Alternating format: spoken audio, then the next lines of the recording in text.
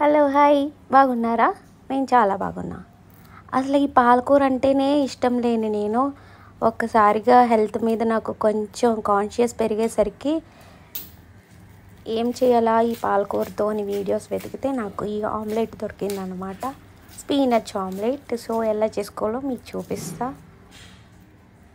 పాలకూరని నీట్గా వాష్ చేసి ఇలా కట్ చేసి పక్కన పెట్టుకోండి. నేనైతే 2 eggs తీసుకున్నా.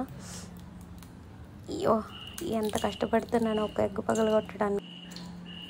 ఇలా 2 eggsని పగలు కొట్టేసి నేనైతే కారం వేయట్లేదు, కొంచెం పసుపు అండ్ సాల్ట్ వేసుకుంటున్నాను.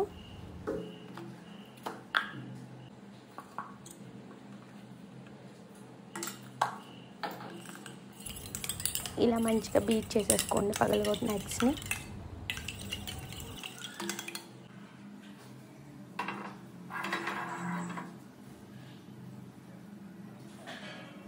నేనైతే ఆయిల్ యూజ్ చేయట్లేదు, గీ వేసుకున్నా. అది కూడా చాలా కొంచెం.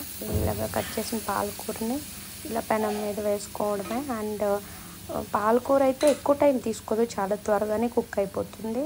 జస్ట్ సిమ్లో పెట్టుకుంటే ఒక 2 minutes చాలు.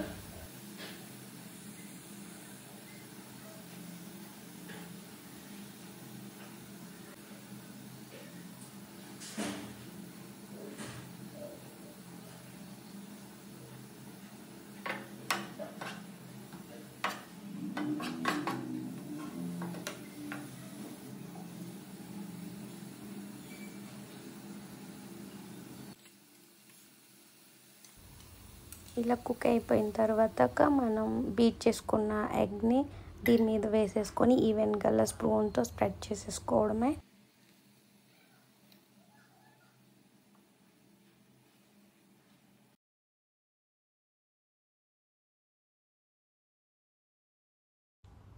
చిల్లీ పౌడర్ వేయలేదు, సో నేనైతే ఇలాగ చిల్లీ ఫ్లేక్స్ వేసేసుకున్నాను. ఇలా మూత పెట్టేసుకొని ఒక 2 minutes లో ఫ్లేమ్లో ఉంచితే అది కుక్ అయిపోతుంది. సో మనం ఇంకొక సైడ్ కూడా దాన్ని టర్న్ చేసేసుకుంటే మన స్పినచ్ ఆమ్లెట్ రెడీ అయినట్టే. ఇది మనం బ్రేక్ఫాస్ట్లో తినొచ్చు అండ్ లైట్ మీల్ లాగా ఆఫ్టర్నూన్ కూడా తినొచ్చు. అంతే అండి ఈ రోజుకి.